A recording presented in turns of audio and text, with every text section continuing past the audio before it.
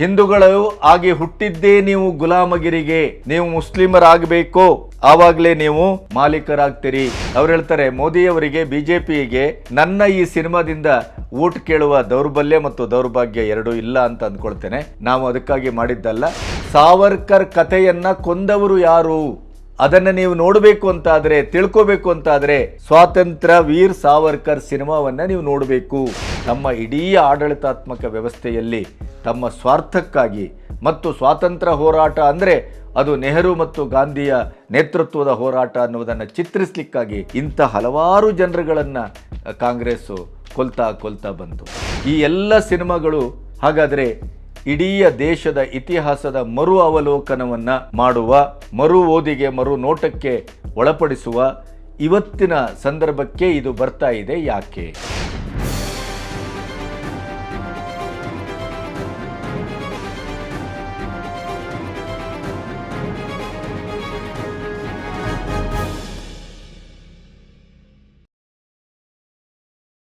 ನಮಸ್ತೆ, B Ganapati news ಚಾನೆಲ್ಗೆ ಸ್ವಾಗತ.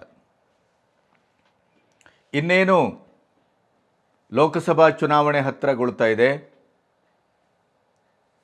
ಆ ಸಂದರ್ಭದಲ್ಲಿ ರಾಜಕೀಯದ ಮೇಲಾಟಗಳು ತೀವ್ರವಾಗಿ ಕಾಣಿಸ್ಕೊಳ್ತಾ ಇದೆ. ಇಂಡಿ ಕೂಟ ಸಂಪೂರ್ಣವಾಗಿ ಛಿದ್ರಗೊಂಡಿದೆ. ಮೋದಿಯವರ ಅಭಿವೃದ್ಧಿಶೀಲ ರಾಜಕೀಯ ಮತ್ತು ಸ್ಥಿರವಾದ ಆರ್ಥಿಕ ನೀತಿಗಳು, ಹಣದುಬ್ಬರವನ್ನು ಸಂಭಾಳಿಸಿದ ರೀತಿ, ಶ್ರೀರಾಮನ ಪುನರ್ ಪ್ರತಿಷ್ಠಾಪನೆ, ಹೀಗೆ ಭಾಳಷ್ಟು ಧನಾತ್ಮಕವಾದಂಥ ಅಂಶಗಳಿಂದ 10 ವರ್ಷದ ಆಡಳಿತದಲ್ಲೂ ಕೂಡ ಯಾವುದೇ ಕೋಮುಗಲಭೆ ಇತ್ಯಾದಿ ಸಾಮಾಜಿಕ ಸಂಘರ್ಷವನ್ನು ಕಾಣದೇನೆ ಒಂದು ಸುಲಲಿತವಾದಂಥ, ಸುಮಧುರವಾದಂಥ, ಸುಸ್ಥಿರವಾದಂಥ ಒಂದು ಆಡಳಿತವನ್ನು ಕೊಟ್ಟ ಕಾರಣಕ್ಕೆ ಮೋದಿಯವರು 3ನೇ ಬಾರಿಗೆ ಹ್ಯಾಟ್ರಿಕ್ ಅನ್ನುವ ರೀತಿಯಲ್ಲಿ ಮತ್ತೆ ದೇಶದ ಪ್ರಧಾನಿ ಆಗಬೇಕು ಅನ್ನೋದು ದೇಶವಾಸಿಗಳ ಒಕ್ಕೊರಲ ಅಭಿಪ್ರಾಯ ಅನ್ನುವ ರೀತಿಯಲ್ಲಿ 400 ಪಾರ್, BJP 370ಯನ್ನು ದಾಟಬೇಕು, NDA 400 ಸೀಟನ್ನು ದಾಟಬೇಕು. ಇದು ಅವರ ಗುರಿ. ಪ್ರತಿ ಸಾರಿ ಅಂದರೆ ಕಳೆದ ಚುನಾವಣೆಯನ್ನು ದೃಷ್ಟಿಯಲ್ಲಿ ಇಟ್ಕೊಂಡು ನೋಡಿದಾಗ ಚುನಾವಣೆ ಅನ್ನೋದು ಕೇವಲ ರಾಜಕೀಯವಾದಂಥ ಒಂದು ಅಖಾಡದ ಸ್ಪರ್ಧೆ ಮತ್ತು ಪ್ರತಿಸ್ಪರ್ಧೆ, ಫಲಿತಾಂಶ ಅದಷ್ಟಕ್ಕೆ ಸೀಮಿತವಾದಂಥ ಒಂದು ಕ್ಷೇತ್ರವಾಗಿ ಒಂದು ಕಾಲದಲ್ಲಿತ್ತು. ಸಮಾಜ ಅಥವಾ ಸೃಜನಾತ್ಮಕವಾದಂಥ ಒಟ್ಟು ವ್ಯಾವಸಾಯಿಕ ಚಟುವಟಿಕೆ ಚುನಾವಣೆಯ ಸಂದರ್ಭದಲ್ಲಿ ಕೇವಲ ಪ್ರಚಾರದ ತಂತ್ರ ಮತ್ತು ಸರಕಾಗಷ್ಟೇ ಬಳಸಲ್ಪಡ್ತಾ ಇತ್ತು. ಎಲ್ಲೋ ಕೆಲವು ಈ ಸಾಕ್ಷ್ಯಚಿತ್ರಗಳು ಇತ್ಯಾದಿಗಳು ಇಂಥದ್ದು ಸಿನಿಮಾದ ಮೂಲಕ ಅಥವಾ ಪರದೆಯ ಮೂಲಕ ಕಾಣಿಸ್ಕೊಳ್ತಾ ಇತ್ತು. ಇಂದಿರಾ ಗಾಂಧಿಯವರ ಕಾಲದಲ್ಲಿ ಹಳ್ಳಿಗೆ ಅವರ ಇಡೀ ಒಂದು ಸರ್ಕಾರದ ಸಾಧನೆಯನ್ನು ಒಂದು ಬಿಳಿ ಪರದೆಯನ್ನು ಕಟ್ಟಿ ಅಲ್ಲಿ ತೋರಿಸಲಾಗ್ತಾ ಇತ್ತು. ಈ ಥರದ ಒಂದು ಹಿನ್ನೆಲೆಯನ್ನು ಇಟ್ಕೊಂಡು ನೋಡಿದಾಗ ಮೋದಿಯವರ ಈ 10 ವರ್ಷಗಳ ಆಡಳಿತದಲ್ಲಿ ಪ್ರಥಮ 5 ವರ್ಷವನ್ನು ಮುಗಿಸಿ ದ್ವಿತೀಯ 5 ವರ್ಷಕ್ಕೆ ಮತ ಕೇಳಲಿಕ್ಕೆ ಹೊರಟಂಥ ಸಂದರ್ಭದಲ್ಲಿ ಕಾಶ್ಮೀರಿ ಫೈಲ್ಸ್ ಬಂತು. ಆ ರೀತಿಯ ಕೆಲವು ಸಿನಿಮಾಗಳು ಅದರ ನಂತರ ಬಂತು. ಕೇರಳ ಫೈಲ್ಸ್ ಬಂತು. ಡೆಲ್ಲಿ ಫೈಲ್ಸು ಬಹುಶಃ ಅದು ಚಿತ್ರೀಕರಣಗೊಂಡು ಆಮೇಲೆ ಬಿಡುಗಡೆಯ ಒಂದು ಸಂದರ್ಭವನ್ನು ಅದು ಎದುರು ನೋಡ್ತಾ ಇದೆ ಅಂತ ಅಂದ್ಕೊಳ್ತೇನೆ. ಅದರ ನಂತರ ಇತ್ತೀಚೆಗೆ ಮೇ ಅಟಲ್ ಹೂಂ, ಗಾಂಧಿ ಮತ್ತು ಗೋಡ್ಸೆ ಇಂಥ ಚಿತ್ರಗಳು ಬಂದು ಹೋದವು. ಈಗ ಈ ಬಾರಿ ಮೋದಿಯವರ ಒಂದು 3ನೇ ಆಯ್ಕೆಗೆ ಭಾರತ ಸಜ್ಜುಗೊಂಡಂಥ ಈ ಸಂದರ್ಭದಲ್ಲಿ ಒಂದು ಸಾಮಾಜಿಕವಾದ ಆಶಯ ಅನ್ನುವ ರೀತಿಯಲ್ಲಿ 370ಯನ್ನು ರದ್ದುಗೊಳಿಸಿದ ನಂತರ, ಶ್ರೀರಾಮನ ಪುನರ್ ಪ್ರತಿಷ್ಠಾಪನೆಯ ನಂತರ, ಪಂಚರಾಜ್ಯ ಚುನಾವಣೆಯಲ್ಲಿ ವಿಸ್ಮಯಕಾರಕವಾಗಿ NDA ತನ್ನ ಪ್ರಾಬಲ್ಯವನ್ನು ಸ್ಥಾಪಿಸಿದ ನಂತರದ ದಿನಗಳು. ಹಿಂದೂ ಮತ್ತು ಅಲ್ಪಸಂಖ್ಯಾತರ ಮಧ್ಯೆಯ ಒಂದು ಮಹಾ ಬಿರುಕನ್ನೇ ಸೃಷ್ಟಿಸಿ 75 ವರ್ಷಗಳ ಕಾಲ ಕಾಂಗ್ರೆಸ್ಸು ತನ್ನ ಆಡಳಿತವನ್ನು ಮಾಡ್ಕೊಂಡು ಬಂದಂಥ ತರೀಕ ಏನಿತ್ತಲ್ಲ, ಅದು ಇವತ್ತು ತುರಿಯಾವಸ್ಥೆಯನ್ನು ಮುಟ್ಟಿದೆ. ಶ್ರೀರಾಮನ ಪುನರ್ಪ್ರತಿಷ್ಠಾಪನೆಯ ಆಹ್ವಾನವನ್ನು ತಿರಸ್ಕರಿಸುವ ಮೂಲಕ ರಾಮನನ್ನು, ರಾಮ ಮಂದಿರವನ್ನು, ಮೋದಿಯನ್ನು, ಆ ಇಡೀ ಕಾರ್ಯಕ್ರಮವನ್ನೇ ಅಪಹಾಸ್ಯ ಮಾಡುವ ಮೂಲಕ 110 ಕೋಟಿ ಬಹುಸಂಖ್ಯಾತ ಹಿಂದೂ ಬಾಂಧವರೊಟ್ಟಿಗೆ ನಾನು ಇಲ್ಲ ಅನ್ನುವಂಥ ಸ್ಪಷ್ಟ ಸೂಚನೆಯನ್ನು ಕಾಂಗ್ರೆಸ್ ಕೊಟ್ಟಿದೆ. ಈ ಹಂತದಲ್ಲಿ ಎಲ್ಲೋ ಒಂದು ಕಡೆ ಇತಿಹಾಸವನ್ನು ಮತ್ತೆ ಮರು ಓದಿಗೆ, ಮರು ನೋಟಕ್ಕೆ ಒಳಪಡಿಸುವಂಥ ಸೃಜನಾತ್ಮಕ ಕೃತಿಗಳು ಬರ್ತಾ ಇದೆ. ಗೋದ್ರವನ್ನು ಅದರ ಸತ್ಯಶೋಧನೆಗೆ ಒಳಪಡಿಸುವಂಥ ಸಂದರ್ಭದ ಚಿತ್ರಗಳು ಕಾಣಿಸ್ಕೊಳ್ತಾ ಇದೆ. ಸಾವರ್ಕರ್ ಅವರ ಬದುಕಿನ ಮೇಲೆ ಅನಾಯಾಸವಾಗಿ ಅಮೇಧ್ಯವನ್ನು ಚೆಲ್ತಾನೇ ಬಂದಂಥ ಕಾಂಗ್ರೆಸ್ಸಿನ ಒಟ್ಟು ನಡವಳಿಕೆಯ ಮಧ್ಯೆಯೂ ಈಗ ಹೊಸತಾಗಿ ಸಾವರ್ಕರ್ ಅವರ ಬದುಕನ್ನು, ಹೋರಾಟವನ್ನು, ಆಶಯವನ್ನು, ಅವರ ರಾಜಕೀಯ ಪರಿಜ್ಞಾನವನ್ನು ನೋಡುವ ಒಂದು ಪ್ರಯತ್ನ ಸೆಲ್ಯುಲಾಯ್ಡ್ ಪರದೆಯಲ್ಲಿ ನಡೀತಾ ಇದೆ. ಎಮರ್ಜೆನ್ಸಿಯನ್ನು ಪುನರ್ವಿಮರ್ಶೆಗೆ ಒಳಪಡಿಸುವಂಥ ಕೆಲಸ. ಆರ್ಟಿಕಲ್ 370 ಅದರ ಪೂರ್ವ ಮತ್ತು ರದ್ದಾದ ನಂತರದ ಒಟ್ಟು ಪರಿಸ್ಥಿತಿಯನ್ನು, ಪರಿಸರವನ್ನು ಅವಲೋಕಿಸುವಂಥ ಸಂದರ್ಭ. ಈ ಎಲ್ಲವೂ ಎಲ್ಲೋ ಒಂದು ಕಡೆ ಭಾರತವನ್ನು ಮತ್ತೆ ಪುನರ್ಸ್ಥಾಪಿಸುವ, ಭಾರತವನ್ನು ಅದರದೇ ಆದಂಥ ಒಂದು ಕಲ್ಚರಲ್ ಸ್ವಭಾವದಿಂದ, ಸಾಂಸ್ಕೃತಿಕವಾದ ಸ್ವಭಾವದಿಂದ ಮತ್ತೆ ನೋಡುವ, ಕಟ್ಟುವ ಪ್ರಯತ್ನ ಚಿತ್ರರಂಗದಲ್ಲಿ ಬಹಳ ಗಟ್ಟಿಯಾಗಿ ನಡೀತಾ ಇದೆಯೇ ಅನ್ನುವಂಥ ಒಂದು ಕುತೂಹಲ ನನ್ನನ್ನು ಕಾಡ್ತಾ ಇದೆ. ಹಾಗಾಗಿ ನಿಮ್ಮೆದುರು ಒಂದು ಬೇರೆ ರೀತಿಯ ವಿಷಯವನ್ನು ಹೊತ್ತು ಇವತ್ತು ನಾನು ಕೂತಿದ್ದೇನೆ. ಇದನ್ನು ಮೇಲ್ನೋಟಕ್ಕೆ ಕಾಂಗ್ರೆಸ್ಸಿಗರು ಬಹಳ ಪ್ರಬಲವಾಗಿ ಇದನ್ನು ಆಕ್ಷೇಪಿಸುವ, ಪ್ರತಿಭಟಿಸುವ ಮತ್ತು ಮೋದಿ ಪ್ರೇರಿತ ಮತ್ತು ಮೋದಿ ಕೇಂದ್ರೀಕೃತ, ಅದರ ಜೊತೆಗೆ ಅದು ಅವರದೇ ಆದಂಥ ಒಂದು ಪಟಾಲಂನಿಂದಲೇ ಈ ಕೃತಿಗಳು ಹೊರಗೆ ಬರ್ತಾ ಇದೆ. ಆ ಮೂಲಕ ಎಲೆಕ್ಷನ್ನಿಗೆ ಜನರ ಮೇಲೆ ಪ್ರಭಾವ ಬೀರುವ ಕೆಲಸವನ್ನು ಮಾಡಲಿಕ್ಕೆ ಹೊರಟಿದ್ದಾರೆ ಅನ್ನುವಂಥ ಆಕ್ಷೇಪ ಖಂಡಿತವಾಗಿಯೂ ಬರಲಿಕ್ಕೆ ಸಾಧ್ಯ ಇದೆ. ಯಾಕೆಂತಂದರೆ ಒಂದು 6 ಸಿನಿಮಾ ರಾಜಕೀಯ, ಸಾಮಾಜಿಕ, ಸಾಂಸ್ಕೃತಿಕ ಈ ಒಂದು ಕ್ಷೇತ್ರವನ್ನು ಇಟ್ಟುಕೊಂಡು ಸತ್ಯ ಘಟನೆಗಳ ಆಧಾರಿತ ಮತ್ತು ಸತ್ಯ ಶೋಧನೆಗೆ ಹೊರಟಂಥ ಸೃಜನಾತ್ಮಕವಾದಂಥ ಚಿತ್ರಗಳು, ಕೃತಿಗಳು ನಮ್ಮ ಕಣ್ಣೆದುರಿವೆ. ಅವೆಲ್ಲವೂ ಬಿಡುಗಡೆಗೆ ಸಿದ್ಧವಾಗಿವೆ. ಟ್ರೇಲರನ್ನು ಬಿಟ್ಟಿದ್ದಾವೆ. ಆ ಟ್ರೇಲರನ್ನು ನೋಡಿ ನಿಮ್ಮೊಟ್ಟಿಗೆ ನಾನು ಮಾತಿಗೆ ಕೂತಿದ್ದೇನೆ. ಒಂದು ರಜಾಕಾರ್ಸ್, ಸತ್ಯನಾರಾಯಣ ಅನ್ನುವಂಥ ಒಬ್ಬ ನಿರ್ದೇಶಕನ ಚೊಚ್ಚಲ ಚಿತ್ರ ಇದು. ಆರ್ಟಿಕಲ್ 370 ಆದಿತ್ಯ ಸುಹಾಸ್ ಜಂಬಾಲೆ ಅಂದರೆ ಆದಿತ್ಯದಾರ್, ನಿಮಗೆ ನೆನಪಿದೆ, ಉರಿ ಸಿನಿಮಾದ ನಿರ್ದೇಶಕ, ಅವರ ಸಿನಿಮಾ ಇದು. ಅದರ ಜೊತೆಗೆ ಎಮರ್ಜೆನ್ಸಿ ಅನೌನ್ಸ್ಮೆಂಟ್, ಕಂಗನಾ ರನಾವತ್ ಗೊತ್ತು ನಿಮಗೆ. ಕಂಗನಾ ರನಾವತ್ ಬಹಳ ದೊಡ್ಡ ದೇಶಪ್ರೇಮಿ, ಸನಾತನ ಧರ್ಮದ ಪ್ರೇಮಿ. ಅವರು ಯಾವುದೇ ಮುಲಾಜು ಇಲಾಜು ಇಲ್ಲದೇ ತನ್ನ ಅನಿಸಿಕೆಗಳನ್ನು ನೇರವಾಗಿ ಹೇಳ್ಕೊಳ್ಳುವವರು. ಅವರ ನಿರ್ದೇಶನದ ಮತ್ತು ನಟನೆಯ ಚಿತ್ರ ಇದು. ಸ್ವಾತಂತ್ರ್ಯವೀರ್ ಸಾವರ್ಕರ್, ರಣದೀಪ್ ಹೂಡಾ ಸ್ವತಃ ಸಾವರ್ಕರ್ ಅವರ ಪಾತ್ರವನ್ನು ಮಾಡುವ ಮೂಲಕ ಇದನ್ನು ನಿರ್ದೇಶನ ಮಾಡಿದ್ದಾರೆ. The diary of West Bengal, Sunoj Mishra. ಇವತ್ತು ಏನು ವೆಸ್ಟ್ ಬೆಂಗಾಲದಲ್ಲಿ ಹಿಂದೂಗಳ ಮಾರಣಹೋಮ, ವಲಸಿಗ ಮುಸ್ಲಿಮರ ಓಲೈಕೆ, ಅಲ್ಲಿಯ ರಾಜಕೀಯ ಮತ್ತು ಅಮಾಯಕ ಹೆಣ್ಣುಮಕ್ಕಳ ಮೇಲೆ ಇವತ್ತು TMC ಶಾಸಕರು, ಕಾರ್ಯಕರ್ತರು ಅಲ್ಲೇನು ಅತ್ಯಾಚಾರ ಮಾಡ್ತಾ ಇದ್ದಾರೆ ಅಂತ ಇವತ್ತೇನು ಬಹಳ ದೊಡ್ಡ ಒಂದು ಭೀಭತ್ಸ ಘಟನೆಯ ಒಂದು ಚಿತ್ರಣ, ಹೋರಾಟ ಮಾಧ್ಯಮಗಳನ್ನು ನಾವು ನೋಡ್ತಾ ಇದ್ದೇವೆ. ಅದನ್ನು ಅಚ್ಚರಿ ಅನ್ನುವ ರೀತಿಯಲ್ಲಿ ಈಗ ಬಂದಂಥ ಈ ಟ್ರೇಲರಲ್ಲಿ ಇವೆಲ್ಲ ಅಂಶಗಳು ಒಳಗೊಂಡಿದೆ. ಆಕ್ಸಿಡೆಂಟ್ ಆರ್ ಕಾನ್ಸ್ಪಿರೆನ್ಸಿ ಗೋದ್ರಾ, ಈ ಇಷ್ಟು ಚಿತ್ರಗಳು MK ಶಿವಾಕ್ಷ ಅವರ ನಿರ್ದೇಶನದ ಚಿತ್ರ ಇದು. ಇಷ್ಟು ಚಿತ್ರಗಳು ಈಗ ಬರ್ತಾ ಇದೆ. ರಜಾಕರ್ಸನ್ನು ನೋಡಿದ್ರೆ ನಿಮಗೆ ನೆನಪಿದೆ, ಹೈದರಾಬಾದು ಸ್ವತಂತ್ರ ಭಾರತದಲ್ಲಿ 1.5 ವರ್ಷ ತನ್ನ ಅಸ್ತಿತ್ವವನ್ನು ಉಳಿಸ್ಕೊಳ್ಳಿಕ್ಕೆ ನಿಜಾಮ ಹೋರಾಟ ಮಾಡಿದ್ದು ಗೊತ್ತು ನಿಮಗೆ. ಆ ನಿಜಾಮರ ಸಂತತಿಯ ಕೆಲವು ಕ್ರೂರಿಗಳು ಮತ್ತು ಅವರಿಗೆ ಕೈ ಜೋಡಿಸಲಿಕ್ಕೆ ಮುಂದೆ ಬಂದಂಥ ಪಾಕಿಸ್ತಾನದ ಆರ್ಮಿಯ ಸದಸ್ಯರು, ಈ ಎರಡೂ ಸೇರಿ ಒಂದು ರಕ್ತಪಿಪಾಸು ಗ್ಯಾಂಗ್ ಏನು ಹುಟ್ಟುಕೊಂಡಿತ್ತು, ಅದೇ ರಜಾಕಾರ್ಸ್ ಮಾಡಿದಂಥ ಆ ರಕ್ತಪಿಪಾಸುತನ, ಅತ್ಯಾಚಾರ, ಭೀಭತ್ಸ, ಕೊಲೆ, ಸುಲಿಗೆ ಮತ್ತು ಮತಾಂತರ. ಹಿಂದೂಗಳು ಆಗಿ ಹುಟ್ಟಿದ್ದೇ ನೀವು ಗುಲಾಮಗಿರಿಗೆ, ನೀವು ಮುಸ್ಲಿಮರಾಗಬೇಕು, ಆವಾಗಲೇ ನೀವು ಮಾಲೀಕರಾಗ್ತೀರಿ, ಮುಸ್ಲಿಮರಾಗಿ ಮಾಲೀಕರಾಗಿ.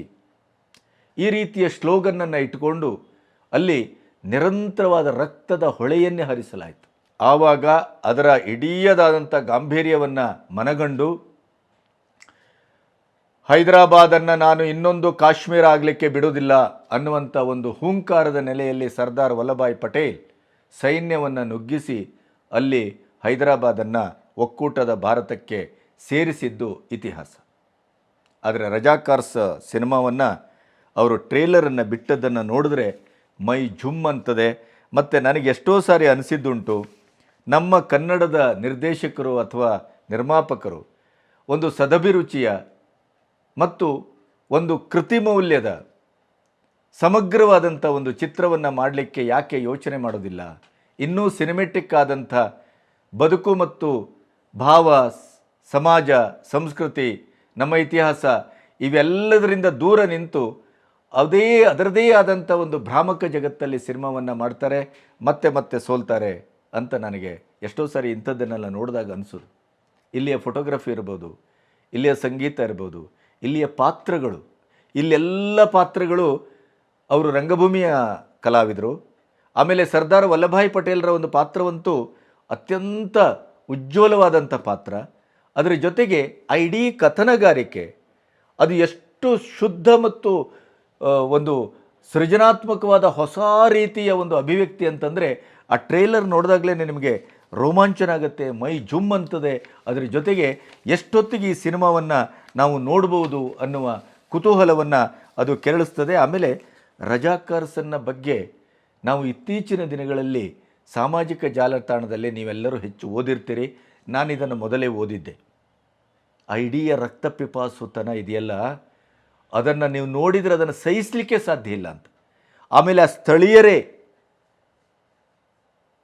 ಸಾವಿಗೆ ಎದೆ ಕೊಟ್ಟು ಆ ರಜಾಕಾರ್ಸ್ ವಿರುದ್ಧ ಎದ್ದು ನಿಂತು ಮಹಿಳೆಯರು, ಪುರುಷರು, ಮುದುಕರು, ಮಕ್ಕಳು ಅಂದರೆ ಪರಿಭೇದವನ್ನು ಮರೆತು ಅವರು ತಿರುಗಿ ಬಿದ್ದಂಥ ಕಥೆ ಇದೆಯಲ್ಲ, ಅದು ಬಹಳ ರೋಮಾಂಚಕಾರಿ.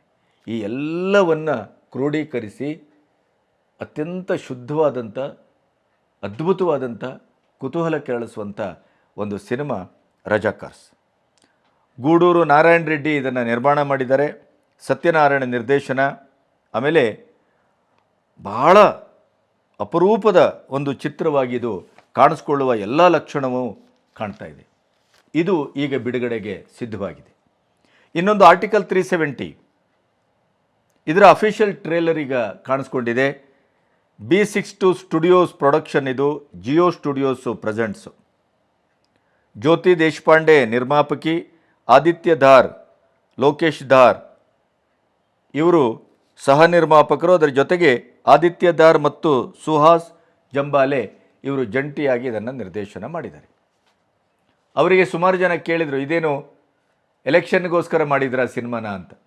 ಅವ್ರು ಹೇಳ್ತಾರೆ, ಮೋದಿಯವರಿಗೆ, BJPಗೆ ನನ್ನ ಈ ಸಿನಿಮಾದಿಂದ ಓಟ್ ಕೇಳುವ ದೌರ್ಬಲ್ಯ ಮತ್ತು ದೌರ್ಭಾಗ್ಯ ಎರಡೂ ಇಲ್ಲ ಅಂತ ಅಂದ್ಕೊಳ್ತೇನೆ. ನಾವು ಅದಕ್ಕಾಗಿ ಮಾಡಿದ್ದಲ್ಲ. ಬಹಳ ಕಾಲದಿಂದ ಇದರ ಆರ್ಟಿಕಲ್ 370 ಯಾವತ್ತು ರದ್ದಾಯಿತು, ಅದರ ಆಸುಪಾಸಿನಲ್ಲೇ ನಾವು ಈ ಕೆಲಸವನ್ನು ಶುರು ಮಾಡಿದ್ದು. ಹಾಗಾಗಿ ಅದಕ್ಕೂ ಇದಕ್ಕೂ ಯಾವ ಸಂಬಂಧವೂ ಇಲ್ಲ ಅಂತಂದರು. ಆದರೆ ಇದರಲ್ಲಿ ಯಾಮಿನಿ ಗೌತಮ್ NIA ಒಂದು ಇಡೀ ಹಿನ್ನೆಲೆ ಇರುವಂಥ ಈ ಕಾರ್ಯಾಚರಣೆಯ ಬಹಳ ಮುಖ್ಯ ಪಾತ್ರವಾಗಿ ಕಾಣಿಸ್ಕೊಂಡಿದ್ದಾರೆ. ಅದು ಇಡೀ ಟ್ರೈಲರ್ನಲ್ಲಿ ಅವರ ಪಾತ್ರ, ಅವರ ಧ್ವನಿ, ಆ ಧ್ವನಿಪೂರ್ಣತೆ ಮೈ ಜುಮ್ ಅಂತದೆ ನಿಮಗೆ. ಪ್ರಿಯಾಮಣಿ ಇದ್ದಾರೆ, ಅರುಣ್ ಗೋವಿಲ್ ಪ್ರಧಾನಿಯ ಪಾತ್ರವನ್ನು ಮಾಡಿದ್ದಾರೆ, ವೈಭವ್ ಇದ್ದಾರೆ, ಇದರಲ್ಲಿ ಸ್ಕಂದ ಠಾಕೂರ್ ಇದ್ದಾರೆ, ಅಶ್ವಿನಿ ಕೌಲ್ ಇದ್ದಾರೆ. ಇದರಲ್ಲಿ ರಿಯಲ್ ಆದಂಥ ಅಮಿತ್ ಶಾ, ರೀಲ್ ಅಮಿತ್ ಶಾ ಎರಡನ್ನು ನೀವು ಹತ್ರ ಇಟ್ಟು ಇದನ್ನು ನೋಡ್ಬೋದು. ಆರ್ಟಿಕಲ್ 370 ಇದ್ದಾಗ ಏನಿತ್ತು, ಇದ್ದಾಗಿನ ಪರಿಸ್ಥಿತಿ, ಅದನ್ನು ಆರ್ಟಿಕಲ್ 370ಯನ್ನು ಹಾಕಿದ್ದು ಯಾವ ಕಾರಣಕ್ಕಾಗಿ, ಆರ್ಟಿಕಲ್ 370ಯಿಂದ ಅಲ್ಲಿ ಯಾವ ರೀತಿ ಅಲ್ಲಿಯ ಪಂಡಿತರ ಮಾರಣಹೋಮ ಆಯಿತು, ನೀವು ಅದನ್ನು ಕಾಶ್ಮೀರಿ ಫೈಲ್ಸಲ್ಲಿ ನೋಡಿದ್ದೀರಿ. ಅದರ ಇಡೀದಾದಂಥ ಕಥೆಯನ್ನು ಇಟ್ಟುಕೊಂಡು ಆರ್ಟಿಕಲ್ 370ಯನ್ನು ತೆಗೆಯುವ ಅನಿವಾರ್ಯತೆ ಯಾಕೆ ಬಂತು, ಮತ್ತು ತೆಗೆದ ನಂತರದ ಕಥೆ ಏನು, ಇವೆಲ್ಲವನ್ನು ಇಟ್ಟುಕೊಂಡು ಈ ಸಿನಿಮಾವನ್ನು ಮಾಡಲಾಗಿದೆ. Article 370 trailer ಅತ್ಯದ್ಭುತವಾಗಿದೆ.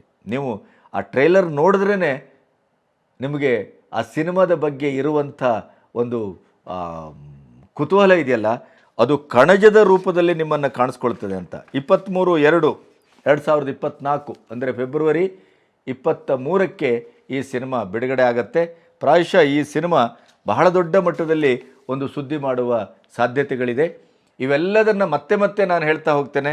ಇದೆಲ್ಲದರ ಒಂದು ಸಣ್ಣ ಪರಿಚಯ ಮಾಡೋದರ ಜೊತೆಗೆ ಇದಕ್ಕೂ ಮತ್ತು ರಾಜಕೀಯವಾದಂಥ ಒಂದು ಒಳ ಸಂಬಂಧ ಹೇಗೆ ವರ್ಕೌಟ್ ಆಗ್ಬೋದು ಅನ್ನೋದನ್ನು ಕೂಡ ನಿಮ್ಮ ಎದುರು ಇಡಲಿಕ್ಕೆ ಇಷ್ಟಪಡ್ತೇನೆ. ನಾನು ಎಮರ್ಜೆನ್ಸಿ ಅನೌನ್ಸ್ಮೆಂಟ್, ನಾನು ಆಗಲೇ ಹೇಳಿದಾಗೆ ಕಂಗನಾ ರಣಾವತ್ ಇದರ ನಿರ್ದೇಶನ ಮಾಡಿದ್ದಾರೆ, ನಿರ್ಮಾಣ ಕೂಡ. ಅದರ ಜೊತೆಗೆ ಅದು ಮಣಿಕರ್ಣಿಕಾ ಫಿಲ್ಮ್ಸ್, ಜಿ ಸ್ಟುಡಿಯೋ ಜಂಟಿಯಾಗಿ ಇವರ ಬೆನ್ನಿಗೆ ನಿಂತಿದೆ. ಸರ್ಕಾರ್ ರಾಜ್ ನಹಿ ಅಹಂಕಾರ ರಾಜ್, ಏ ಹಮಾರಾ ನಹಿ ದೇಶ್ ಕಾ ಮೌತ್ ಹೇ, ಈ ಥರದ ಸ್ಲೋಗನಿಂದ ಈ ಸಿನಿಮಾ ಆರಂಭ ಆಗುತ್ತೆ. India is Indira, Indira is India. 14 June 2024ಕ್ಕೆ ಬಿಡುಗಡೆ ಆಗಲಿಕ್ಕೆ ಸಿದ್ಧವಾಗಿದೆ. ಈ ಸಿನಿಮಾವನ್ನು ಕೂಡ ಬಹುಶಃ ನಾವು ಕಾದು ನೋಡಬೇಕಾಗತ್ತೆ ಅಂತ ಅಂದ್ಕೊಳ್ತೇನೆ. ಎಮರ್ಜೆನ್ಸಿಯ ಒಳಗಿನ ಸಣ್ಣ ಸಂಗತಿಗಳನ್ನು, ಆ ಕ್ರೌರ್ಯವನ್ನು, ಆ ಇಂದಿರಾ ಗಾಂಧಿ ಆ ಹೊತ್ತಿನಲ್ಲಿ ತಳೆದಂಥ ಒಂದು ಏಕಸ್ವಾಮ್ಯವಾದಂಥ ನಿಲುವನ್ನು, ಅದರಿಂದ ದೇಶಕ್ಕಾದಂಥ ಪರಿಣಾಮ, ಇವೆಲ್ಲವನ್ನು ಇಟ್ಕೊಂಡು ಒಂದು ಕೇವಲ ಒಂದು ರಾಜಕೀಯ ಘಟನೆ ಅನ್ನುವ ದೃಷ್ಟಿಯಲ್ಲಿ ಇದೊಂದು ಡಾಕ್ಯುಮೆಂಟ್ರಿ ಅನ್ನುವ ಅರ್ಥದಲ್ಲಿ ಆ ಸಿನಿಮಾ ಆಗಿಲ್ಲ. ಬಹಳ ಲೈವ್ಲಿ ಆಗಿದೆ, ಬಹಳ ಅದ್ಭುತವಾಗಿದೆ. ಈ ಎಲ್ಲ ಸಿನಿಮಾಗಳ ಟ್ರೈಲರಲ್ಲಿ ನಾನು ಗಮನಿಸಿದ ಹಾಗೆ ತಾಂತ್ರಿಕವಾಗಿ, ಟೆಕ್ನಿಕಲಿ ಅದು ಎಷ್ಟು ಸೌಂಡ್ ಆಗಿದೆ ಮತ್ತು ಎಷ್ಟು ಪರಿಪಕ್ವವಾದಂಥ ಪ್ರೆಸೆಂಟೇಷನ್ ಅಂತಂದರೆ, ನೀವು ಈ ಸಿನಿಮಾ ಮೇಕರ್ಸ್ಗಳು ಅವರ ಒಂದು ಕೆಲಸದ ತರಿಕದ ಬಗ್ಗೆನೇ ನಿಮಗೆ ಅವರನ್ನು ಹೋಗಿ ಅಪ್ಪಿ ಹಿಡಿದು ಮುದ್ದು ಮಾಡಿ ಅವರನ್ನು ಅಭಿನಂದಿಸೋಣ ಅಂತ ಅನಿಸ್ತದೆ. ಅಷ್ಟರ ಮಟ್ಟಿಗೆ ಈ ಎಲ್ಲ ನಿರ್ದೇಶಕರು ಅದ್ಭುತವಾಗಿ ಕೆಲಸ ಮಾಡಿದ್ದಾರೆ ಅಂತ ಆ ಟ್ರೇಲರ್ ಹೇಳ್ತಾ ಇದೆ. ಅಷ್ಟು ಚೆನ್ನಾಗಿದೆ ಇದು. ಮಣಿಕರ್ಣಿಕಾ ಪ್ರೊಡಕ್ಷನ್ ಹೌಸ್, ಆಮೇಲೆ ನಿರ್ಮಾಣ ಕಂಗನಾ ಮತ್ತು ರೇಣು ಪಟ್ಟಿ ಅವರು ಇಬ್ಬರು ಜೊತೆಯಾಗಿ ನಿರ್ಮಾಣ ಮಾಡಿದ್ದಾರೆ. ಕಂಗನಾ ಇದರಲ್ಲಿ ಇಂದಿರಾ ಗಾಂಧಿ ಪಾತ್ರವನ್ನು ಮಾಡಿದ್ದಾರೆ. ಬಹಳ ಚೆನ್ನಾಗಿ ಕಾಣಿಸ್ಕೊಳ್ತಾರೆ, ಬಹಳ ಖಡಕ್ಕಾಗಿ. ಅವರು ಬಹಳ ಒಳ್ಳೆಯ ಕಲಾವಿದೆ. ಅದರಲ್ಲೂ ಅವರ ಅಕ್ಕಪಕ್ಕದ ಕಲಾವಿದರು ಕೂಡ ಅಷ್ಟೇ ಚೆನ್ನಾಗಿದ್ದಾರೆ. ಬಹಳ ಬ್ಯೂಟಿಫುಲ್ ಆದಂಥ ಒಂದು ನರೇಷನ್ ಇದೆ ಈ ಸಿನಿಮಾದಲ್ಲಿ ಅನ್ನೋದ್ರ ಬಗ್ಗೆ ನಮಗೆ ಹೆಚ್ಚಿನ ಯಾವುದೇ ಸಂದೇಹ ಬೇಡ. ಅಷ್ಟು ಚೆನ್ನಾಗಿ ಚಿತ್ರ ಟ್ರೈಲರ್ ನಮಗೆ ಕಾಣಿಸ್ಕೊಳ್ತದೆ. ಇನ್ನು Swatantrya Veer Savarkar, Randeep Hooda, Anand Pandit, who is killed the story ಅಂತ ಆ ಟ್ರೈಲರು ಎಂಡ್ ಆಗುತ್ತೆ. ಅದು ಬಹಳ ಆ್ಯಪ್ಟ್ ಆಗಿದೆ ಅಂತ ಅನಿಸ್ತದೆ. ಸಾವರ್ಕರ್ ಕಥೆಯನ್ನು ಕೊಂದವರು ಯಾರು, ಅದನ್ನು ನೀವು ನೋಡಬೇಕು ಅಂತಾದರೆ, ತಿಳ್ಕೋಬೇಕು ಅಂತಾದರೆ ಸ್ವಾತಂತ್ರ್ಯ ವೀರ್ ಸಾವರ್ಕರ್ ಸಿನಿಮಾವನ್ನು ನೀವು ನೋಡಬೇಕು. ಈ ಟ್ರೇಲರ್ ಅದನ್ನು ಹೇಳ್ತದೆ. ಗಾಂಧಿ ಒಮ್ಮೆ ಅಹಿಂಸಾ ತತ್ವ ಅದರ ಅಂಡರಲ್ಲೇ ಅವರು ಸ್ವಾತಂತ್ರ್ಯ ಹೋರಾಟ ಮಾಡುವುದನ್ನು ಬಿಟ್ಟು ಸ್ವಲ್ಪ ಅವರ ಪಥವನ್ನು ಬದಲಾಯಿಸಿದ್ದಿದ್ರೆ ಇನ್ನೂ ಒಂದು 20-30 ವರ್ಷ ಮೊದಲು ಸ್ವಾತಂತ್ರ್ಯ ಸಿಗ್ತಾ ಇತ್ತು ಅನ್ನುವ ಧ್ವನಿಯನ್ನು ಇದು ಹೇಳ್ತಾ ಇದೆ. ರಣದೀಪ್ ಹೂಡಾ ಅವರೇ ನಿರ್ದೇಶನ ಮಾಡಿದ್ದಾರೆ, ಸ್ವತಃ ವೀರ್ ಸಾವರ್ಕರ್ ಪಾತ್ರವನ್ನು ಮಾಡಿದ್ದಾರೆ. ಹೂಬು ವೀರ್ ಸಾವರ್ಕರ್ ರೀತಿಯೇ ಅವರು ಕಾಣಿಸ್ಕೊಳ್ತಾರೆ. ಆ ಕೆಚ್ಚು, ಆ ರೊಚ್ಚು, ಆ ಒಂದು ಸಹನೆ, ಅದು ಅವರ ಇಡೀ ನರಗಳಲ್ಲಿ ಅದು ಅಭಿವ್ಯಕ್ತಿಗೊಂಡಿದೆ. ಅಂಥ ಒಂದು ಇಡೀ ಟ್ರೈಲರನ್ನು ನೋಡಿದಾಗ ಮೈ ಜುಮ್ ಅನ್ನೋದರ ಜೊತೆ ಇಡೀ ಮೈ ನಿಮಗೆ ಒಂದು ರೀತಿಯ ಸೆಟೆದುಕೊಳ್ತದೆ. ಆ ವೀರತನ, ಆ ಒಂದು ಹೋರಾಟ, ಅವರ ಮೇಲೆ ನಡೆದಂಥ ಬೀಭತ್ಸವಾದಂಥ ದಾಳಿ ಇವೆಲ್ಲ ನೋಡುವಾಗ ಕರುಳು ಕಲಗ್ತದೆ. ಇಂಥ ಒಬ್ಬ ಮಹಾನ್ ಸ್ವಾತಂತ್ರ್ಯ ಸೇನಾನಿಯನ್ನು ಈ ನೆಹರು ಆ್ಯಂಡ್ ಕಂಪನಿ ಸಂಪೂರ್ಣವಾಗಿ ವಿಲನ್ ಮಾಡುವ ಹಾಗೆ, ದೇಶದ್ರೋಹಿ ಅಂತ ಚಿತ್ರಿಸುವ ಹಾಗೆ, ಅಥವಾ ಅವರು ಬ್ರಿಟಿಷರೊಟ್ಟಿಗೆ ಹೊಂದಾಣಿಕೆ ಮಾಡಿಕೊಂಡಿದ್ರು ಅನ್ನುವ ಹಾಗೆ ಹೊಂದಾಣಿಕೆ ಮಾಡಿಕೊಂಡದ್ದು ಇವ್ರಿಗೊಂದು ಲಾಠಿ ಪೆಟ್ಟು ಬಿದ್ದಿಲ್ಲ. ಇವರು ಯಾವುದೇ ಇದಕ್ಕೆ ಜೈಲಿಗೆ ಹೋಗಿಲ್ಲ. ಇವರು ಜೈಲು ಅಂದರೆ ಐಷಾರಾಮಿಯಾದಂಥ ಅರಮನೆಯ ಜೈಲು. ಇವೆಲ್ಲ ನಾವು ಗಮನಿಸಿದ್ದೇವೆ. ಆದರೆ ಇಂಥ ಒಬ್ಬ ಅದ್ಭುತವಾದಂಥ ವ್ಯಕ್ತಿತ್ವವನ್ನು ತಮ್ಮ ಇಡೀ ಆಡಳಿತಾತ್ಮಕ ವ್ಯವಸ್ಥೆಯಲ್ಲಿ ತಮ್ಮ ಸ್ವಾರ್ಥಕ್ಕಾಗಿ ಮತ್ತು ಸ್ವಾತಂತ್ರ್ಯ ಹೋರಾಟ ಅಂದರೆ ಅದು ನೆಹರು ಮತ್ತು ಗಾಂಧಿಯ ನೇತೃತ್ವದ ಹೋರಾಟ ಅನ್ನುವುದನ್ನು ಚಿತ್ರಿಸಲಿಕ್ಕಾಗಿ ಇಂಥ ಹಲವಾರು ಜನರುಗಳನ್ನು ಕಾಂಗ್ರೆಸ್ಸು ಕೊಲ್ತಾ ಬಂತು. ಅದರ ಇಡೀ ರುದ್ರ ಭೀಭತ್ಸವಾದಂಥ ಚಿತ್ರಣವನ್ನು ಈ ಸ್ವಾತಂತ್ರ್ಯ ವೀರ್ ಸಾವರ್ಕರ್ ಚಿತ್ರ ಕೊಡುತ್ತದೆ ಅನ್ನೋದ್ರ ಬಗ್ಗೆ ಆ ಟ್ರೇಲರ್ ತುಂಬ ಹೇಳುತ್ತೆ. ಮತ್ತು ಬಹಳ ಕಲಾತ್ಮಕವಾದಂಥ ಪ್ರೆಸೆಂಟೇಷನ್ನು. ಆ ಟ್ರೇಲರ್ ಅಂತೂ ಸಿನಿಮಾ ಹೇಗಿದೆಯಲ್ಲ ನನಗೆ ಈಗ ಏನು ಹೇಳಲಾರೆ, ಆದರೆ ಆ ಟ್ರೇಲರ್ ಹೇಳುವ ಪ್ರಕಾರ ಅದು ಹೆಚ್ಚು ಇತಿಹಾಸಕ್ಕೆ ನಿಷ್ಠವಾಗಿದೆ, ಸತ್ಯಕ್ಕೆ ನಿಷ್ಠವಾಗಿದೆ. ಮತ್ತು ನೀವು ಎಲ್ಲರೂ ಈಗ ನನ್ನ ಚಾನಲ್ನಲ್ಲಿ ಕೂಡ ಡಾಕ್ಟರ್ SR ಲೀಲಾ ಅವರು ವೀರ್ ಸಾವರ್ಕರ್ ಬಗ್ಗೆ ಇಡೀ ಕಥನವನ್ನು ನಿಮ್ಮೆದುರು ಪ್ರಚುರಪಡಿಸ್ತಾ ಇದ್ದೇವೆ. ಅದೇ ಕಥೆಯನ್ನು ಆಧರಿಸಿ ಈ ಸಿನಿಮಾ ಬಂದಿದೆ. ಈ ಸಿನಿಮಾ ಬಹುಶಃ ಇಡೀ ಭಾರತದ ಜನರ ಕಣ್ಣನ್ನು ತೆರೆಸಲಿಕ್ಕಿದೆ ಅಂತ ನಾನು ಅಂದ್ಕೊಳ್ತೇನೆ. ಇನ್ನು the diary of West Bengal, ಈ diary of West Bengal cinema trailer ನೋಡಿದಾಗ ನಿಮಗೆ ಹಿಂದೂಗಳ ಮಾರಣ ಹೋಮ, ಮತಾಂತರ, ಕ್ಷುದ್ರ ರಾಜಕೀಯ, ಬಾಂಗ್ಲಾದ ನುಸುಳುಕೋರರ ಕ್ರೌರ್ಯದ ಸುನಾಮಿ ಅಲ್ಲಿ ನಿಮಗೆ ಕಾಣಿಸ್ಕೊಳ್ತದೆ. ಇವತ್ತಿನೇ ಕಥೆಯನ್ನೇ ಇಟ್ಟುಕೊಂಡು ಈ the diary of West Bengal ಮಾಡಿದ್ದಾರೇನೋ ಅಂತ ಅನ್ನಿಸುವ ಮಟ್ಟಕ್ಕೆ ಅದು ವರ್ತಮಾನಕ್ಕೆ ಹೊಂದ್ತಾ ಇದೆ. ಮೋಸ್ಟ್ ಕಾಂಟೆಂಪ್ರರಿ ಸಿನಿಮಾ ಅಂತ ಅನ್ನಿಸ್ತಾ ಇದೆ. ಅಲ್ಲಿ ನಡೀತಾ ಇರುವಂಥ ಇಡೀದಾದಂಥ ದೇಶದ್ರೋಹಿ ಚಟುವಟಿಕೆಗಳು, ಧರ್ಮದ್ರೋಹಿ ಚಟುವಟಿಕೆಗಳು, ರಾಜಕೀಯದ ಬೀಭತ್ಸವಾದಂಥ ಹೂಟಗಳು ಇವೆಲ್ಲವನ್ನು ಹಸಿಯಾಗಿ ಈ ಸಿನಿಮಾದಲ್ಲಿ ತೋರಿಸಿದ್ದಾರೆ ಅಂತ ಅನ್ನಿಸ್ತದೆ. ಅಂಥ ಅದ್ಭುತವಾದಂಥ ಒಂದು ಟ್ರೇಲರು ನಮಗೆ ಈ ಸಿನಿಮಾದ ಬಂಧದ ಬಗ್ಗೆ, ಅಂತರಂಗದ ಬಗ್ಗೆ ಬಹಳಷ್ಟು ಕುತೂಹಲವನ್ನು ಕೆರಳಿಸ್ತಾ ಇದೆ. ಇದರ ಒಂದು ನಿರ್ದೇಶನವನ್ನು ಜಿತೇಂದ್ರ ನಾರಾಯಣ್ ಸಿಂಗ್ ನಿರ್ಮಾಪಕರು, ನಿರ್ದೇಶನ ಸುನೋಜ್ ಮಿಶ್ರಾ ಅವರು ಮಾಡಿದ್ದಾರೆ. ಇನ್ನು ಆಕ್ಸಿಡೆಂಟ್ ಆರ್ ಕಾನ್ಸ್ಪಿರೆನ್ಸಿ ಗೋಧ್ರಾ, ಇದು ಗೋಧ್ರಾದ ಬಗ್ಗೆ ಈಗಾಗಲೇ ನಿಮಗೆ ಗೊತ್ತಿದೆ. ಮೋದಿಯವರನ್ನು ಸಿಲುಕಿಸಿ ಮೋದಿಯವರ ಇಡೀದಾದಂಥ ರಾಜಕೀಯ ಜೀವನವನ್ನು ಮುಗಿಸುವ ಒಂದು ತಂತ್ರದ, ಪ್ರತಿಪಕ್ಷಗಳ ಒಕ್ಕೂಟದ ತಂತ್ರದ ಫಲವಾಗಿತ್ತು ಅದು ಅನ್ನೋದು ನಿಮಗೆ ಇಡೀದಾದಂಥ ಕೋರ್ಟಿನ ಒಂದು ತೀರ್ಪಿನ ಪ್ರತಿಯನ್ನು ನೋಡಿ ಅದನ್ನು ಓದಿದರೆ ನಿಮಗೆ ಸಂಪೂರ್ಣ ಅರ್ಥ ಆಗುತ್ತೆ.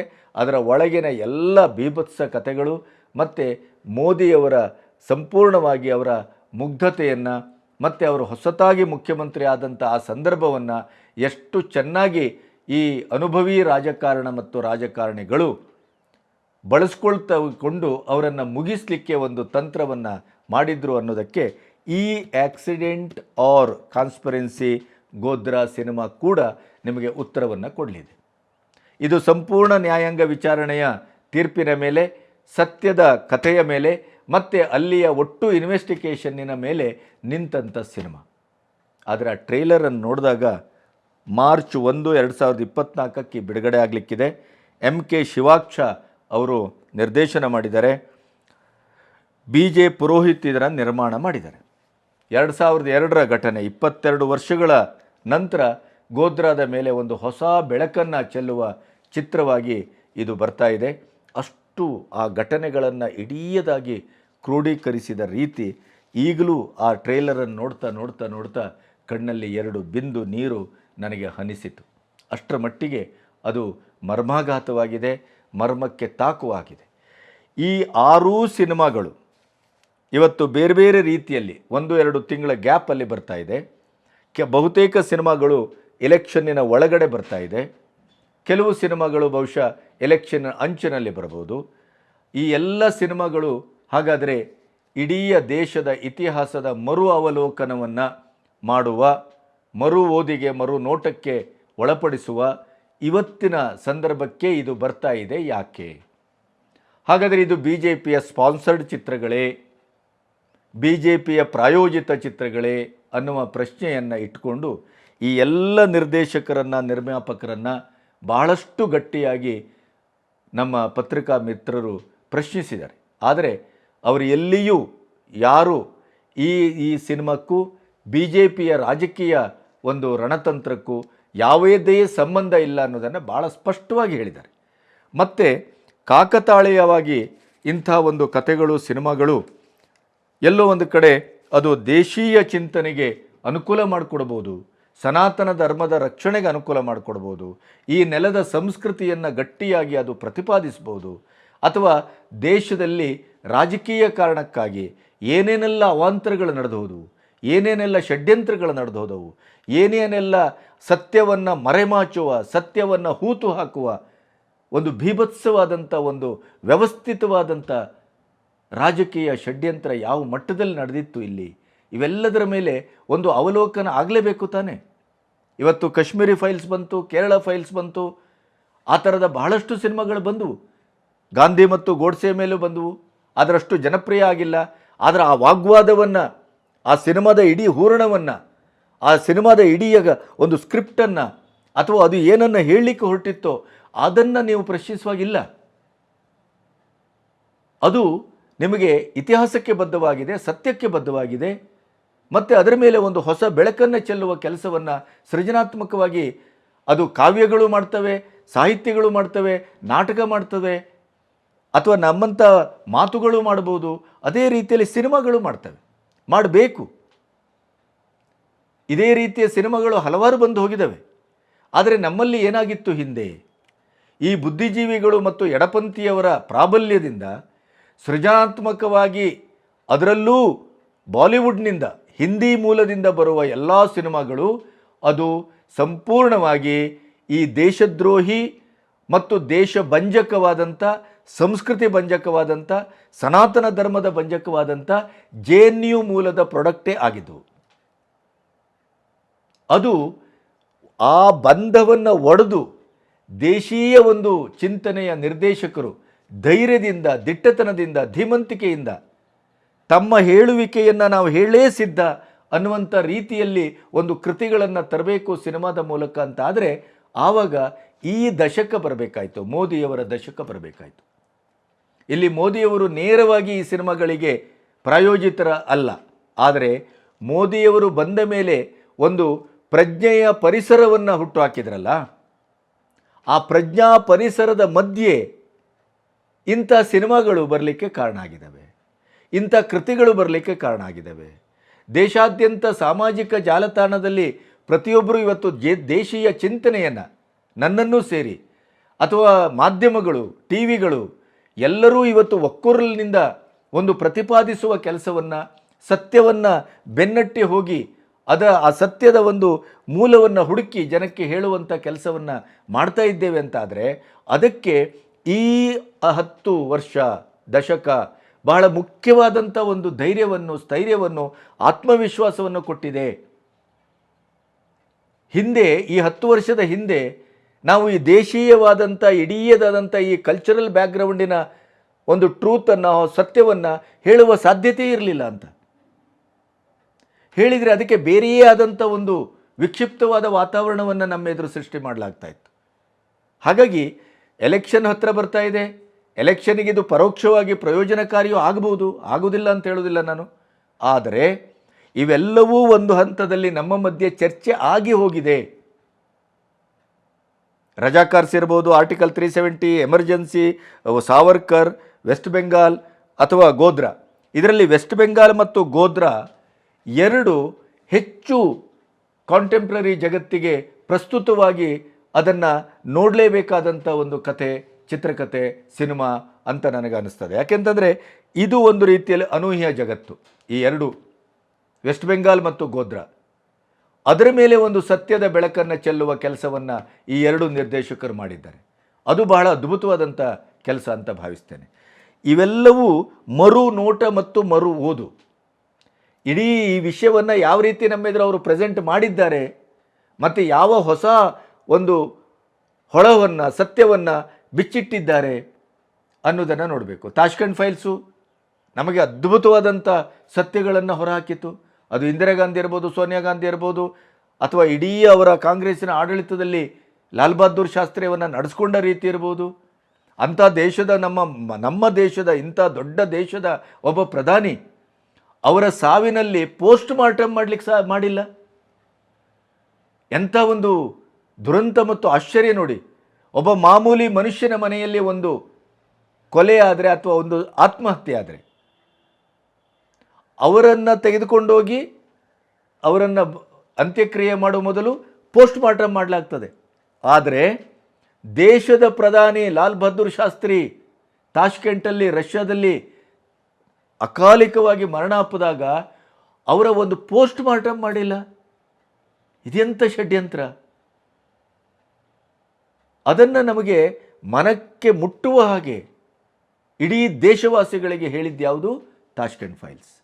ಹಾಗಾಗಿ ಈ ಸಿನಿಮಾಗಳು ನಮಗೆಲ್ಲೋ ಒಂದು ಕಡೆ ಅರಿವಿದ್ದ ಸಬ್ಜೆಕ್ಟ್ ಆದರೂ ಕೂಡ ನಮ್ಮ ಅರಿವಿನ ಒಳಗಡೆ ಒಂದು ಹೊಸ ಬೆಳಕನ್ನು, ಹೊಸ ಸತ್ಯವನ್ನು ಶೋಧಿಸುವ ಒಂದು ಪ್ರಯತ್ನದ ಕೃತಿಗಳಾಗಿ ನಮ್ಮನ್ನು ಇವುಗಳು ಆಳ್ತವೆ ಅಂತ ನಾನು ನಂಬ್ತೇನೆ. ಅದರ ಜೊತೆಗೆ ಕಾಂಗ್ರೆಸ್ಸಿಗರು ಯಥಾಪ್ರಕಾರ ಇದನ್ನು ವಿರೋಧಿಸ್ತಾರೆ, ಆಮೇಲೆ ಇದು ಪೊಲಿಟಿಕಲ್ಲೈಸ್ ಮಾಡ್ತಾರೆ. ಆಮೇಲೆ ಈಗ ಚುನಾವಣೆಯ ಹತ್ತಿರ ಇರೋದ್ರಿಂದ ಇದು 100% BJPಯ ಪ್ರಾಡಕ್ಟ್, ಇದು ಇವರದೇ ಪ್ರಾಯೋಜಿತ ಅಂಥೇಳಿ ಅವರು ಆಕ್ಷೇಪ ಎತ್ತುತ್ತಾರೆ.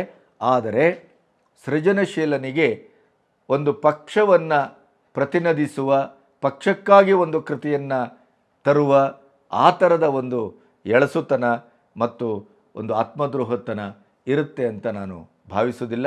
ಆದರೆ ಅನಿವಾರ್ಯವಾಗಿ ಈ ಎಲ್ಲ ಸಿನಿಮಾಗಳು ಮೋದಿಯವರ ಮತ್ತು ಇಡೀ ಈ 10 ವರ್ಷದ ಆಡಳಿತದ ಆಶಯಕ್ಕೆ ಪೂರಕವಾಗಿದೆ ಅನ್ನೋದನ್ನು ನಾವು ಯಾರೂ ಮರೆಯುವಾಗಿಲ್ಲ. ಮತ್ತು ಈ ಸಂದರ್ಭ ಈ ಸಿನಿಮಾವನ್ನು ನೋಡಲಿಕ್ಕೆ ಹೆಚ್ಚು ಪ್ರಸ್ತುತವಾಗಿದೆ. ಮತ್ತು ಗೊತ್ತಿದ್ದೋ ಗೊತ್ತಿಲ್ಲದೆಯೋ ಈ ಎಲ್ಲ ಸಿನಿಮಾಗಳು 24ರ ಚುನಾವಣೆಯ ಪೂರ್ವ ಸಿದ್ಧತೆಯಾಗಿ ಮನೋಭೂಮಿಕೆಯ ವೋಟರ್ಸ್ಗಳ ಮೇಲೆ ನಾವು ಯಾರಿಗೆ ವೋಟ್ ಹಾಕಬೇಕು, ಯಾರು ಈ ದೇಶದ ಹಿತವರು, ಯಾರು ಈ ದೇಶದ ದ್ರೋಹಿಗಳು, ಮತ್ತು ಈ ದೇಶವನ್ನು ವೋಟ್ ಬ್ಯಾಂಕಿನ ರಾಜಕಾರಣಕ್ಕಾಗಿ, ಸ್ವಾರ್ಥಕ್ಕಾಗಿ, ಭ್ರಷ್ಟಾಚಾರಕ್ಕಾಗಿ, ಕಾಂದಾನಿನ ರಾಜಕಾರಣಕ್ಕಾಗಿ ಅದನ್ನು ಹೇಗೆ ಒಂದು ಜನಮಾನಸವನ್ನು ಪ್ರಾಣಿಗಳಿಗಿಂತ ಕಳಪೆಯಾಗಿ ಬಲಿ ಹಾಕಿದ್ರು ಅನ್ನುವಂಥ ಸತ್ಯವನ್ನು ಈ 6 ಸಿನಿಮಾಗಳು ನಮಗೆ ಕಣ್ತೆರೆಸಿ, ನಮಗೆ ಮನಸ್ತೆರೆಸಿ, ಹೀಗೂ ಆಗಿತ್ತೇ ಇತಿಹಾಸ, ಹೀಗೂ ಇತ್ತೇ ಇತಿಹಾಸ, ಎಂಥ ದುರಂತವಾದ ಇತಿಹಾಸದ ಮಧ್ಯೆ ನಾವು ನಿಂತಿದ್ದೇವೆ, ಈ ದೇಶ ಎಂತೆಂಥ ಪ್ರಕಾಂಡವಾದಂಥ ಬಲಿದಾನವನ್ನು ಮಾಡಿದೆ ಅನ್ನೋದನ್ನು ನಾವು ನೋಡ್ತಾ ಹೋದರೆ ಆವಾಗ ನಮಗೆ ಇಡೀ ದೇಹ ಎಲ್ಲ ನಡುಗ್ತದೆ. ಅಂಥ ಒಂದು ಅದ್ಭುತವಾದ ಕೆಲಸ, ಒಳ್ಳೆಯ ಸಿನಿಮಾ, ಒಳ್ಳೆಯ ಕೃತಿಗಳು, ಮತ್ತು ತುಂಬ ಕರಾರುವಕ್ಕಾಗಿ ಒಂದು ಕೃತಿ ಮೌಲ್ಯವನ್ನು ಇವತ್ತಿನ ಸಂದರ್ಭದಲ್ಲಿ ತಾಂತ್ರಿಕತೆಯನ್ನು ಎಷ್ಟು ಶ್ರೇಷ್ಠವಾಗಿ ಬಳಸ್ಕೋಬೋದು ಅನ್ನೋದಕ್ಕೆ ಪ್ರತಿಯೊಂದು ಹಂತದಲ್ಲಿ ನಿಮಗೆ ಒಂದು ದೊಡ್ಡ ರೋಮಾಂಚನವನ್ನು ತರಿಸ್ತೆ, ನಿಬ್ಬೆರಗನ್ನು ಹುಟ್ಟಿಸ್ತದೆ, ಮತ್ತು ಈ ರೀತಿಯ ಸಿನಿಮಾ ಹೆಚ್ಚೆಚ್ಚು ಬರಲಿ ಅನ್ನುವಂಥ ಆಶಯವನ್ನು ಹುಟ್ಟಿಸ್ತದೆ. ಹಾಗಾಗಿ ಸಿನಿಮಾವನ್ನು ಬರೋದನ್ನು ಕಾಯೋಣ. ನಮ್ಮನ್ನು ನಾವು, ನಮ್ಮ ದೇಶವನ್ನು, ದೇಶದ ಸಂಸ್ಕೃತಿಯನ್ನು, ನಮ್ಮ ಬೆನ್ನಲ್ಲಿ ಏನೇನೆಲ್ಲ ನಡೆದೋಗಿದೆ, ದುರಂತಗಳು, ಬೀಭತ್ಸಗಳು, ನಮ್ಮ ಜನ ಎಷ್ಟು ತ್ಯಾಗ ಮಾಡಿದ್ದಾರೆ, ಬಲಿದಾನಗೈದಿದ್ದಾರೆ, ಇವೆಲ್ಲವನ್ನು ನೋಡುವಂಥ ಒಂದು ಒಟ್ಟಿನ ಅವಕಾಶ ನಮ್ಮ ಕಣ್ಣೆದುರು ಬಂದು ನಿಂತಿದೆ. ಅದಕ್ಕೆ ಇರಬಹುದಾದ ರಾಜಕೀಯ ಕಾರಣಗಳನ್ನು ಬಿಟ್ಟು ನಾವು ಕೇವಲ ಒಂದು ಕೃತಿ ಮೌಲ್ಯವನ್ನು ಇಟ್ಟುಕೊಂಡು ನೋಡಬಹುದಾದಂಥ ಸಿನಿಮಾ ಇದು ಅಂತ ನಿಮಗೆ ಹೇಳಲಿಕ್ಕೆ ನಾನು ಹೊರಟಿದ್ದೆ. ನಮಸ್ತೆ.